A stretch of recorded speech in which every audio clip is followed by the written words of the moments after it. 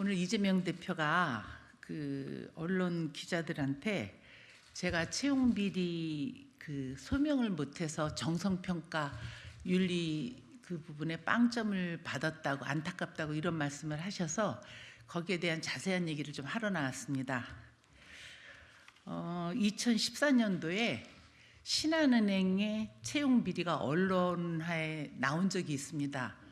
그리고 문재인 정부 들어서 금융기관 채용 비리에 대해서 2018년도 국정감사에서 금융기관 채용 비리에 대해서 조사를 해라 이런 게 나왔습니다. 근데 2019년도에 그 어떤 이제 잡지사 기자가 저에게 전화를 해서 이런 사실이 있는데 내가 채용 비리에 연루돼 있는데 어떻게 생각하냐 해서 깜짝 놀랐습니다. 전 그런 사실도 없었고 그래서 그런 적이 없었다 이렇게 얘기를 했는데 2020년 KBS 시사직격에 제가 마치 연루된 것 같이 기사가 나왔습니다. 근데 저는 이 채용 비리와 관련돼 갖고는 경찰의 조사를 받은 적도 없고 검찰에서 연락받은 적도 없고 제가 이제 그 옛날 그 기록을 좀 해보니까 은행에서 검찰에서 압수한 그 메모를 갖고 범죄 일람표를 만들었다고 합니다. 근데 그때 국회의원 두 분이 연관이 돼 있는데 그분들은 신한은행에 누구에게 전화한 것까지 다 기록이 돼 있는데 김영주는 누구한테 전화한 흔적 없이 범죄 일람표를 만들었다고 합니다. 그리고 이제 이게 2019대 20대에 걸쳐서 다 끝난 일인데 이재명 대표가 정말 많이 다급하셨나 봅니다. 이거는 그 공적 윤리 평가는 21대 4년치 평가입니다. 그리고 이게 다 대법원 판결까지 해서 신한은행이 끝난 게 20대 초반으로 제가 알고 있습니다. 근데 저는 이거와 관련돼서 예를 들면 경찰에서 내가 신한은행 비리와 연관이 됐는데 뭐 나한테 확인을 했다든가 전화를 했다든가 소환을 했다든가 이런 적도 없고 검찰 수사 받은 적도 없는 겁니다. 그래 놨는데 마치 오늘 기자에게 제가 채용 비리 소명을 못해서 빵점 안타깝다 이런 얘기를 하셔서 제가 참 유감이라는 말씀을 드리고요. 이런 거를 조금 본인한테 저한테 투서가 들어왔다고 혁신위원회 평가단에서 저한테 소명하라고 연락이 왔다고 합니다. 21대 일어난 일은 아니지만 예전에 제가 아까 말씀드린 대로 이 채용 비리 건에 대해서 그리고 KBS에서 한참 뒤에 보도본부장, 보도국장, 기자 네 분이 와서 저한테 사과를 했습니다. 자기네들이 여기에 대한 확인은 안 하고 방송에 마치 내가 채용 비리에 깊게 연루된 그런 방송에 한 거에 대해서 죄송하다 이런 사과도 받았고요. 그리고 21대 4년 평가를 마치 내가 채용 비리 소명을 못한 것 같이 이렇게 그 이재명 대표가 얘기를 하셨고 그럼에도 불구하고 저는 소명을 했습니다. 당에서 어떻게 된 거냐 그래서 제가 말씀드린 대로 여기에 대해서는 나는 경찰 조사 받은 적도 없고 검찰 수사 받은 적도 없고 그래서 여기에 대해서는 아무 연관이 없다 해서 그걸 보냈는데 소명이 되지 않아서 빵점 처리를 했다고 오늘 다시 저를 소환했습니다. 언론에다가. 그래서 제가 와서 해명을 하러 이렇게 설명을 하러 이 자리에 나왔습니다. 일단 먼저 5분만 죄송하지만 질문 받도록 하겠습니다. 예, 손 들고 말씀해 주십시오.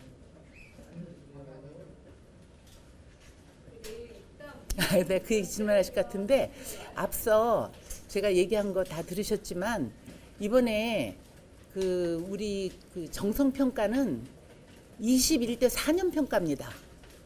설사 내가 그런 일이 없다고 말씀 아까 드렸지만 설사 있었어도 19대 20대에 일어났던 일을 지금에 와서 마치 내가 채용 비리가 있어 빵점 줬다 하는 저는 이재명 대표님의 참 마음이 다급하시다 하는 걸 반복해서 말씀을 드리고요.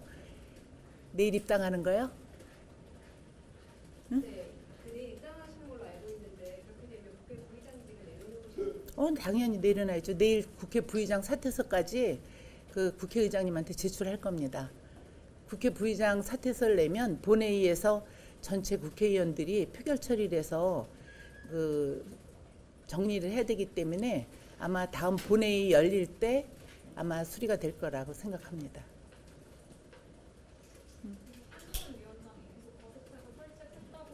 네? 네. 국민의 입장을 결정하신 결정적인 계기는 제가 그 19일 날 아마 민주당을 떠나겠다고 기자회견을 했습니다.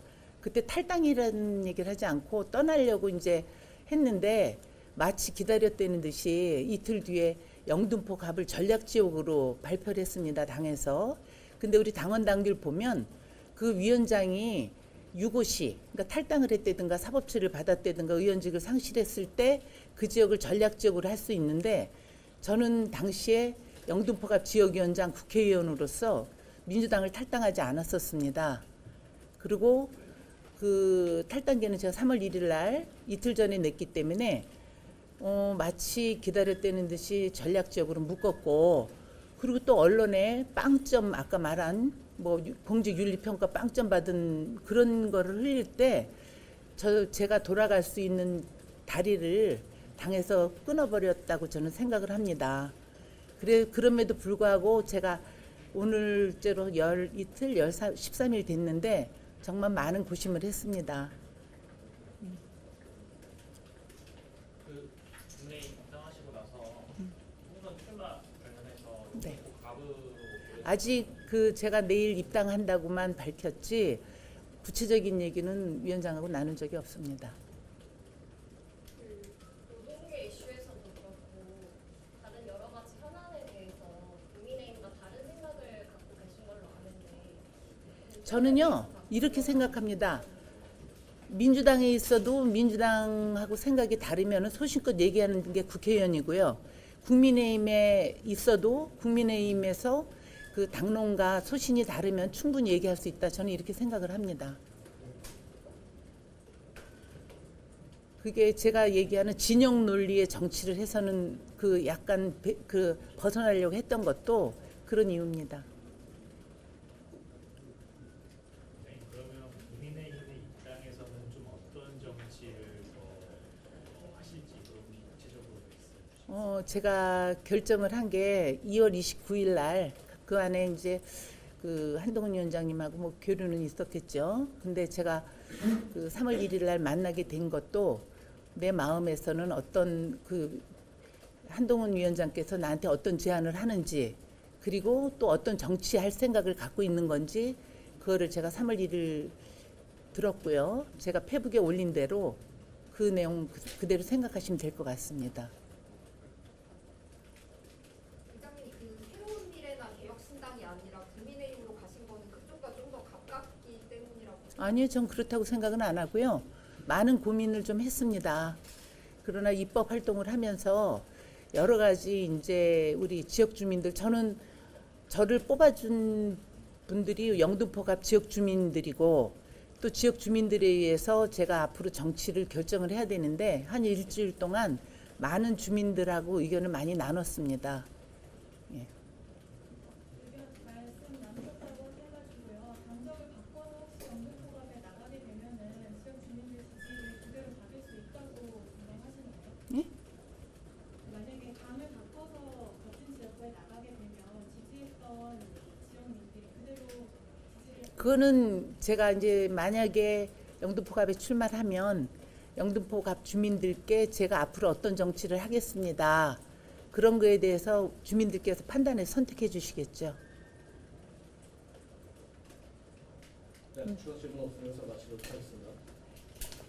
고맙습니다.